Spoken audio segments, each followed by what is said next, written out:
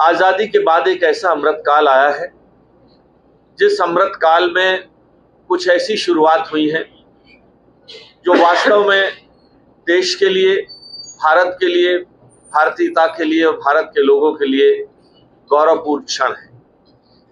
और उस क्षण के पीछे एक ऐसा व्यक्तित्व, एक ऐसा कृतित्व जिसने भारत, भारतीयता और भारत के लोगों का सम्मान शिखर पर पहुंचाया है।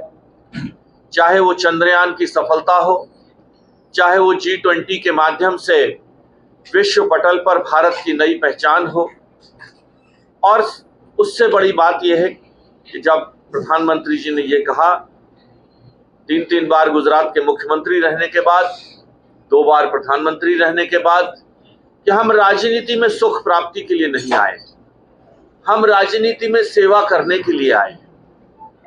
और इसीलिए उन्होंने किसी भी आडंबर अपने जन्मदिन के आयोजन पर करने से मना किया है। हमारी पार्टी ने उनकी भावनाओं का सम्मान करते हुए इस कार्यक्रम को सेवा पखवाड़े के रूप में, जो उनकी सोच है, आइए प्रधानमंत्री जी की भावना है, हमारे विधायक जी भी आ गए, धीरेन्द्र जी भी, कि राजनीति सुख का साधन नहीं है, बल्कि राजनीति सेवा का एक संकल्प है, सेवा का एक अवसर है। हम उस अवसर को सदुपयोग करते हुए देश की जनता, मानवता के प्रति सेवा के कार्य करें, और इसीलिए पार्टी ने इस योजना को पखवाड़े के रूप में मनाने का फैसला किया है। पखवाड़े के विषय समय समय पर बदलते रहेंगे। वर्तमान में जो भाई मयंक जी ने विषय बताए हैं कि किन किन विषयों पर यह सेवा पखवाड़ा काम करेगा। आज शुरुआत दिन में पूजन अर्चन से शुरू हुई, जहां देश के करोड़ों देशवासियों ने उनके दीर्घायु होने की, उनकी सफलता की प्रार्थना की। और प्रधानमंत्री जी ने एक ऐसा विश्वास और एक ऐसा प्यार देश की जनता से पाया है जो सिर्फ एक राजनेता का नहीं है, एक अभिभावक का है, एक परिवार के मुखिया का है।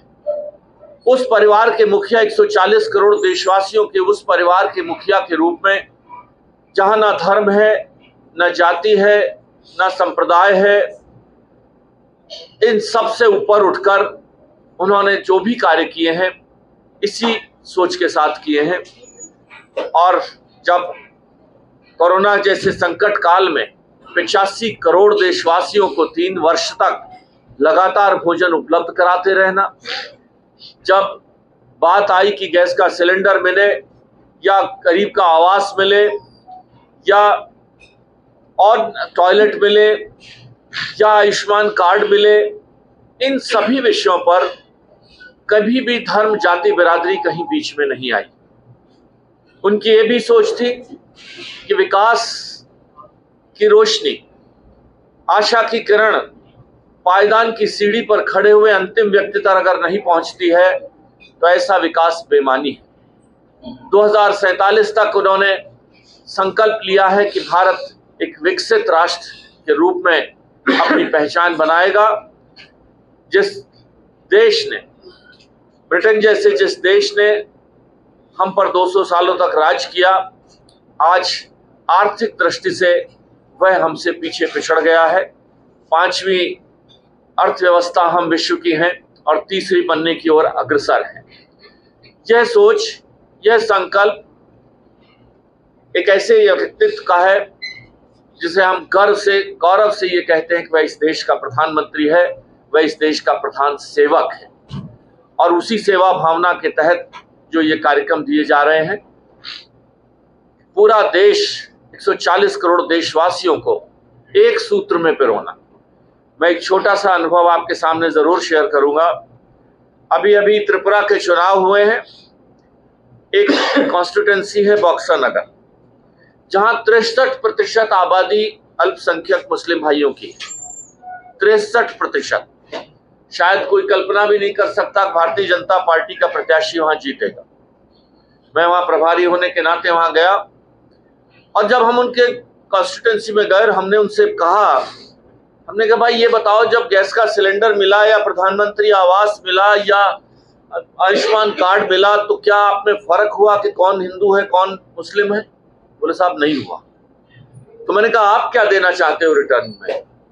आप समझिए उन्होंने जीत दी है रिटर्न। ये इतिहास के पन्नों में लिखा जाएगा कि 63% जहां की आबादी मुस्लिम हो, आज उस मुस्लिम आबादी में बक्सा नगर सीट से भारतीय जनता पार्टी का प्रत्याशी विधायक बना है।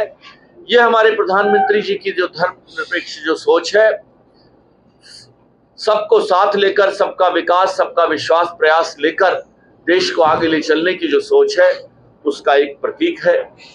देश के लोग ही नहीं, विश्व के लोग भी आज हमारे प्रधानमंत्री जी को सम्मान देते हैं, प्यार देते हैं। एक समय था जब देश का प्रधानमंत्री विदेश यात्रा पर जाता था, कब जाते थे कब आते थे पता भी नहीं चलता था। आज आपके प्रधानमंत्री की जाने की गूंज खनक खनक विश्व में एक पहचान के रूप में एक डंका बजता है कि भारत का प्रधानमंत्री आ रहा है। विश्व के नेता, कोई उन्हें बॉस कहता है, कोई उन्हें के ऑटोग्राफ लेता है, कोई उनका सम्मान करता है, कोई उनके पांव छूता है।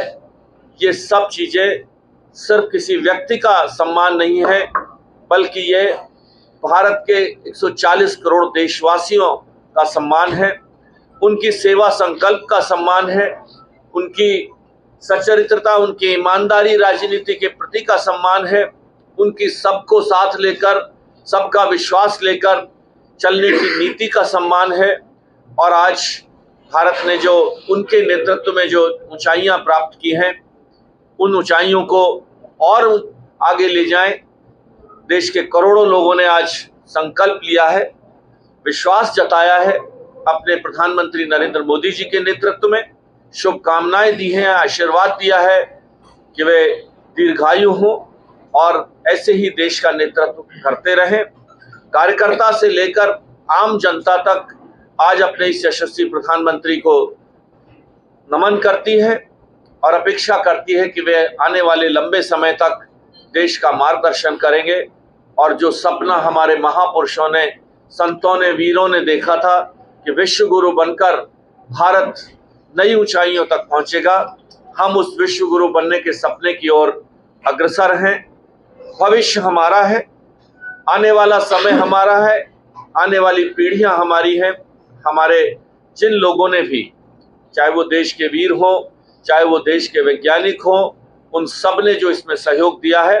और आज प्रधानमंत्री जी ने कहा है कि आने वाला समय ज्ञान का समय, और उस ज्ञान के समय के संकल्प को लेकर, सबको साथ लेकर सेवा के रूप में हम आने वाले 15 दिन, चाहे वो ब्लड डोनेशन हो, चाहे वो हेल्थ कैंप हो, और चाहे अन्य जो विषय भाई हमारे मयंक गोयल जी ने बताए हैं, उन पर हम लोग काम करेंगे। और ब्लड डोनेशन को एक महत्व विशेष तौर पर इसलिए दिया गया कि पहले तो ब्लड का मतलब जब एक्सीडेंट होता था, खून की जरूरत पड़ती थी, तभी ब्लड की जरूरत पड़ती थी। अब तो डेंगू जैसी बीमारी ने समझा दिया है कि रक्तदान का कितना बड़ा महत्व है। एक एक व्यक्ति को 30-30 यूनिट प्लेटलेट चढ़कर पेशेंट की जान बची। इसका मतलब रक्तदान का कितना बड़ा महत्व है, इसको हम समझ सकते हैं। हम सब, आप सबकी उपस्थिति को पुनः धन्यवाद देते हैं।